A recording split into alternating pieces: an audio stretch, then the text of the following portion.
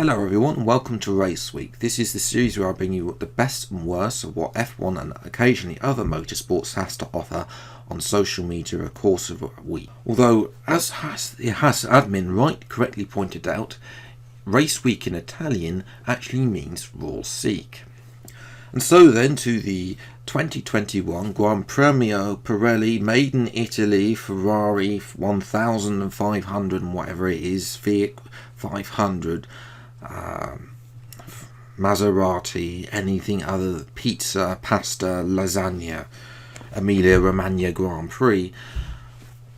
Fortunately though, F1 came to their senses after the Italian Tourist Board went overboard with that name, and F1 decided that rather than taking up half of everybody's tweets by having a really long hashtag, they came to their senses and used the hashtag Imola Grand Prix over the course of the weekend. And so then it was a Grand Prix that was won by Max Verstappen then. In the end it was comfortable. It wasn't quite so comfortable at the beginning as he pushed Lewis Hamilton wide after Hamilton made a slow start along with Sergio Perez. This was good. This was again voted by a racing incident by the stewards, which was for me the correct decision. Hamilton potentially should have yielded going into turn one and caused the front wing damage himself, although to be honest, the pace of the Mercedes really shown throughout the race. It really didn't hinder him anyway.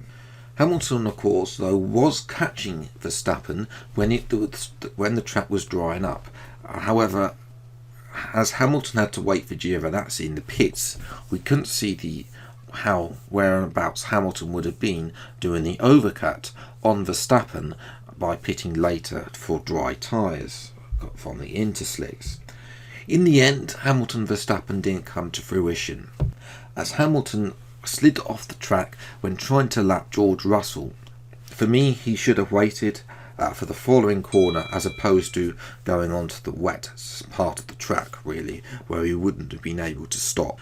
But at least Verstappen has won, which means, by the looks of it, we're in for a close championship, and if any of the other 21 Grand Prix are like the opening two, then we're in for a good season, even with trips to dull Grand Prix. Hopefully we should start to see, hopefully they will be a little bit more interesting than they have been in the past. Hamilton's race though was rescued by a clash between two other Mercedes contract drivers, Valtteri Bottas and George Russell. Now, this was a racing incident, quite clearly. For starters, the conditions were not perfect. If it had been dry, then there might have been some blame on Bottas. Bearing in mind, of course, we still haven't seen the onboard of the T-cam from Bottas to see if he actually moved his steering wheel towards Russell. But the stewards probably had that camera angle and therefore ruled it as a racing incident, I think. Anyway, of course, the conditions were a bit damp. Obviously, Russell got either on the wet stuff or on the grass and obviously careered into Bottas. And a racing incident would be fine, and Toto Wolff should have spoken to both drivers about the swearing and the language that they used towards each other and said, come on, it's not on. Yes, it was a frightful accident and Bottas was winded, but at the same time, there of course no need to be swearing at each other in the heat of the moment, really. However, Toto Wolff didn't see this as a racing incident and said that Russell, how dare he think of overtaking a Mercedes car? I mean, it's just like, is this how Toto reacts to every time somebody overtakes a Mercedes car? How dare you overtake a Mercedes car, Verstappen? Yeah, it's the wrong reaction for me from Toto, and if I was Russell, I would not be very happy with the way that Toto has reacted personally. Obviously, Russell has issued an apology, Bottas has not, as far as I'm aware. Obviously, it was a pretty dire weekend for Bottas anyway, and the fact that Russell was anywhere near him on track pretty much shows that Bottas was having a pretty dire weekend. 4/10 of his teammate only down in P8. I think if Bottas gets a contract renewal and Russell, and if they don't choose Russell, then I think that George has to go somewhere else. he deserves a better seat. He's proven that he has the pace at Sakir, and also at times in that Williams car, he's proven that he has the pace, and really, he deserves better, basically. So yes, he was there later comforted by Lewis Hamilton on social media, which I think was actually quite a nice touch of Hamilton. Now Toto earlier in the weekend had also joked that if Russell hadn't performed, then he would be forming for him to compete in the Formula Renault series. Subsequently, the Formula Renault admin filled in the form for George Russell, and it's a shithousery award for the Formula Renault admin. Russell, though, was also not the only recipient, of Lewis Hamilton's kindness, as Lando Norris also received a similar message as well after his lap got deleted on Saturday qualifying. Lando looked rampant in qualifying, and a time that would have got him got him third place and a seat on the second row of the grid. As it happens, it was P7, and in the end, it was actually quite a good drive from Norris to recover from P9. The McLarens look good. Ricciardo isn't up to the speed with the team just yet, and only could finish in 6th place. But Lando got a podium. He looked rampant, better than the Ferraris, and it was a good call from Zak Brown and the team to put both cars on the soft tyres. Yes, it didn't quite work out for Ricciardo, and in the end he fell off by about 12-15 seconds. But for Norris, it meant he could get ahead of the Ferraris. It got him up into what was P2 at the time, and after Hamilton unfortunately passed him with 3 laps to go, he managed to keep on for a second podium position. So this is Lando's. Lando is definitely silencing his critics this season, and it's only been 2 races, because obviously there have been those people saying that he's just been there to race in the midfield and not really a competitor at the front. I want to see Lando and George at the front in the future. Now let's discuss Sergio Perez. Now Perez, well, let's just say the relationship at Perez and Red Bull has already fallen apart. I'm sorry. If Perez gets a contract renewal after this, then I will be gobsmacked, because the fact of the matter is the relationship between Sergio Perez and Dr. Helmut Marko has completely gone, and it's only been 2 races. It all started really in Q2, where Perez wasn't trusted enough, or I feel, to have a go with the medium compound. I think he should have gone medium tyres. And yes, if he didn't have the pace, then put it on the softs, but at least he tries to go on the medium tyre at the start. But Perez does have pace in that car, and is actually qualified on the front row, which is more than what Albon or Gasly managed in the car.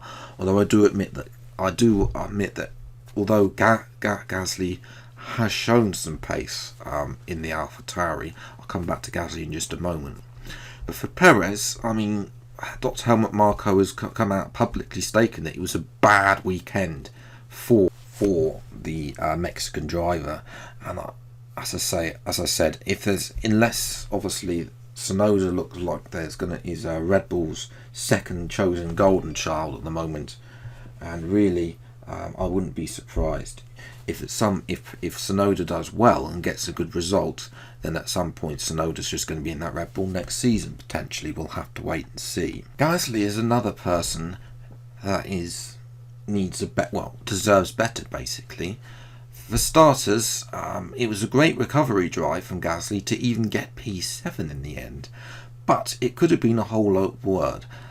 Unlike pretty much most of the front runners and even the top 10, Gasly opted for the wet tyres at the start of the race. This clearly was the wrong tyre, and it was only until Gasly slumped to 15th place on the grid that then the team called him in. I remember they also showed us some on the television, some of the team radio between Gasly and the engineer. And the engineer was saying, "Oh yes, heavy rain is coming, to stay out." And of course, there was no heavy rain, was there, AlphaTauri?